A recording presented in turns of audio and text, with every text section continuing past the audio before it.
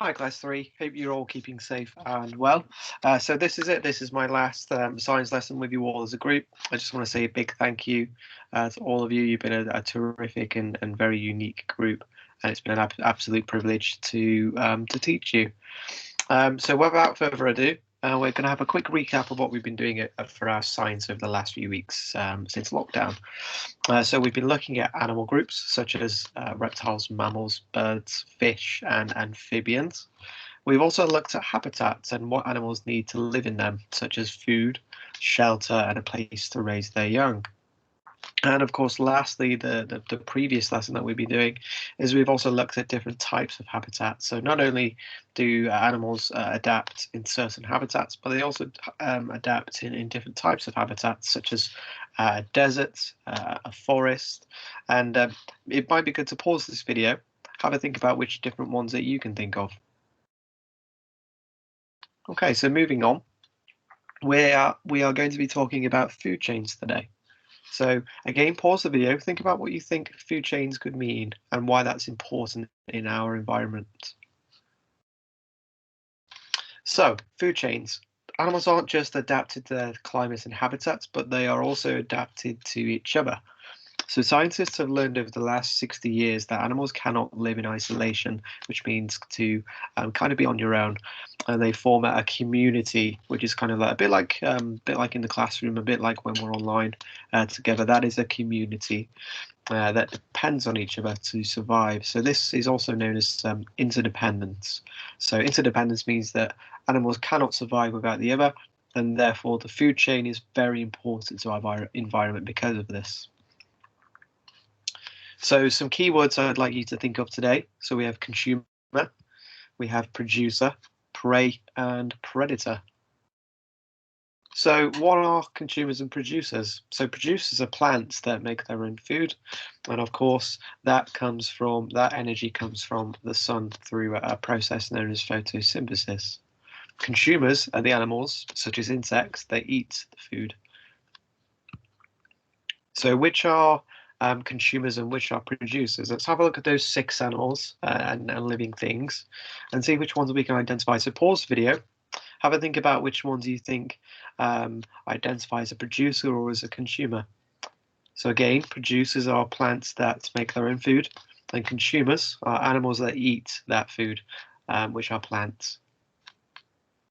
So well done. The rabbit is, of course, a consumer because a rabbit is known to eat fruits, berries, and so all sorts of kind of different things that are like grass as well.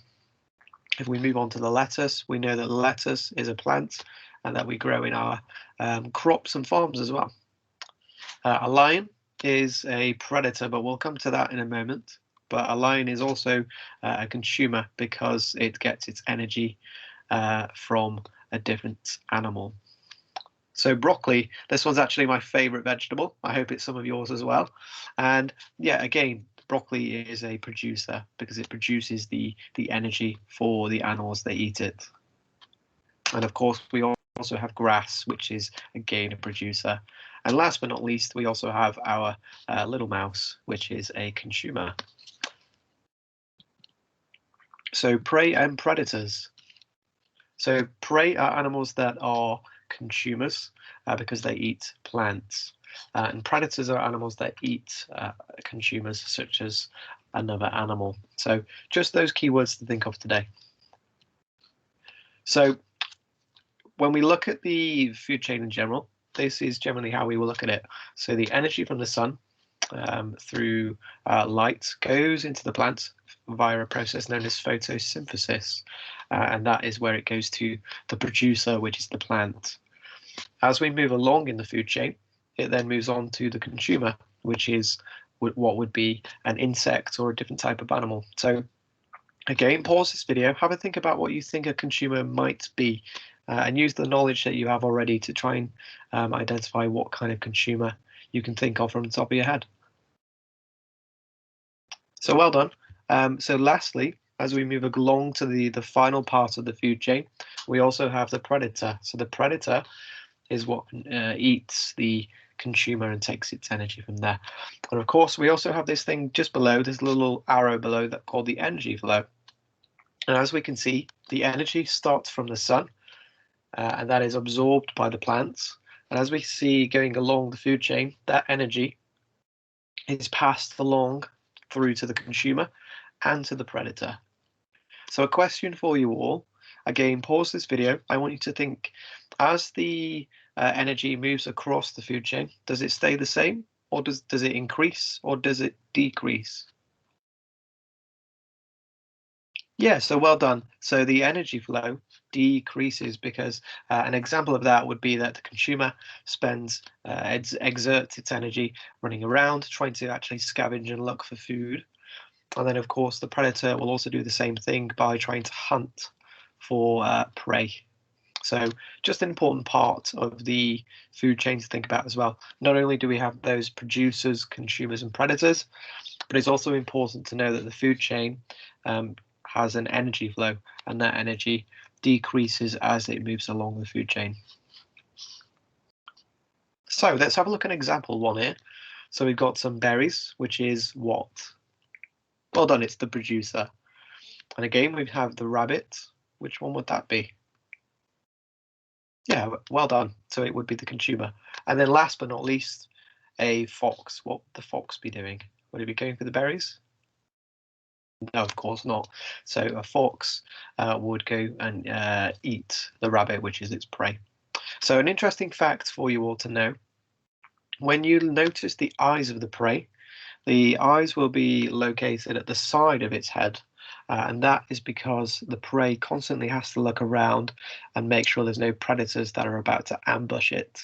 Whereas with the fox, you can see the fox's eyes are in the front, a bit like our own, and that's because we are predators, and predators always have their eyes at the front of their heads because they need to focus on what's ahead of them when they're trying to hunt their prey. So just a nice little interesting fact for you there. Let's move on to this example. So again, pause the video, think about which ones we've got in this flow chart here of this food chain, and understand why, which one's a consumer, which one is a producer, and which one's a predator. Yeah, so well done. A corn is obviously a vegetable that we eat, and that is grown from in the actual soil itself, and it needs the energy from the sun, like I said before, through the process of photosynthesis. The mouse obviously gets quite peckish and fancies a bit of that corn as well. So the mouse will also consume that corn.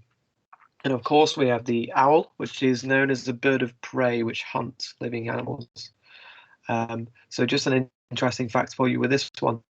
Some birds are known as birds of prey, which means that they hunt, just eat seeds and berries as well. So again, have a look at that energy flow as well. So how do you think this would work? Why do you think this energy flow would decrease over time? Think about how the mouse moves, and also think about how the owl would move and how it would use its energy.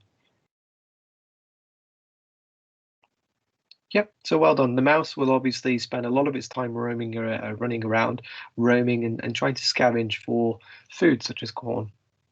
And then, of course, at the same time, it will be trying to avoid the owl, which is trying to hunt it at the same time. So the owl will use a lot of its energy in its wings and in its, its body to try, and its claws to try and capture this mouse. So let's have a look at this one. So again, I want you to pause the video this time, but have a look at what's gone wrong with this. So what is wrong with this food chain? Yeah, so well done. Of course, let's have a look at the actual food chain itself. We know that grass is a producer, so producers always have to be at the start of the food chain. So the grasshopper needs to be in the middle. What is the grasshopper? So again, pause the video and tell me what a grasshopper is. Yeah, so well done. The grasshopper is a consumer because the grasshopper, kind of given away in its name, eats the grass. And of course, last but not least, we also have the frog, which is the predator. Are we finished? Is there anything else that we need to correct here? Yeah, so well done. We also have the energy flow going the wrong way. The energy doesn't start with the predator, it starts with the producer. And of course, the energy decreases as it moves along the food chain. So we need to make sure that we correct that as well. So let's have a look at this one. So this is the corrected version. So pause the video, have a think about this one, and see if I'm correct. Yep, so well done, guys. This one is indeed correct because the grass is the producer, the grasshopper is the consumer, the frog is the predator, and then, of course, we've switched round the energy flow as well. So, a question for you all. What would happen if a living thing had ceased to exist in the food chain? So what if one particular part had ceased to exist completely? So, of course, that result would be catastrophic. So if we go back to interdependence and animals, including plants that rely on each other to survive, let's have a look at those three keywords that we've learned today. So if we looked at no producer, there will be no food for the consumer and no food for the predator. So both of those, both the consumer and the predator, most likely would go extinct because they have no producer. What if there's no consumer in the food chain? So the producer will have no animal to help it reproduce. And of course, the predator will have no food supply. Let's have a look at this one. So no predator. Usually we would look at that and we think, well, that's not a problem. But actually it is, because it increases the consumer population and the producer will die out because it's too much is being consumed that can grow back. So a question for you all, let's think back to that flow chart. So if we had grass and we had no frogs to eat the grasshoppers, what would happen? Yeah, so well done. If we had no frogs to eat the grasshoppers, the grass would most likely fall out of kind of extinction, essentially. The food supply would have been exhausted in that particular habitat. So moving on to the next one. So I've just got a few questions for you all to ask. So again, pause the video and I want you to have a think about these. So number one, what do all food chains start with? Number two, name a predator and its prey. So can you think of your own examples? Number three, are penguins the prey of polar bears? If so, why? And number four, can you give me an example of a consumer that makes honey? Now, a clue with that one is it's yellow and black. Yeah, so well done. We're going to go through this together. So for number one, of course, all food chains must start with a producer, which is the plant. So an example of a predator and its prey, I would think of krill and a giant blue whale. For number three, penguins are indeed the prey of polar bears, because we all know that penguins and polar bears are in the same Arctic region. And of course, number four, can you give me an example of a consumer that makes honey? Of course, that is the bee. So today's activity, I want you to design your own food chain. So all food chains, remember, have to start with a producer.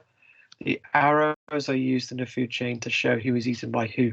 And at the same time, it also tells us where the energy is going from the producer.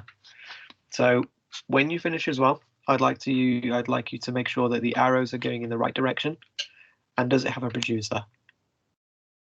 So here is an example of what I would like you to do today. So I have put together some images of different animals and living things. I want you to place these into a food chain for me. So you can either cut out these pictures and stick them onto into your topic book, or you can do this by writing it down on a piece of paper if you prefer to do that instead. So you can write down the name of the animal, or if you would prefer to, you can also draw the animal on the food chain as well. So it's entirely up to you. But that's all from me now, class 3. So I really hope you enjoy the activity, and I look forward to seeing all the work with this one. So take care and stay safe.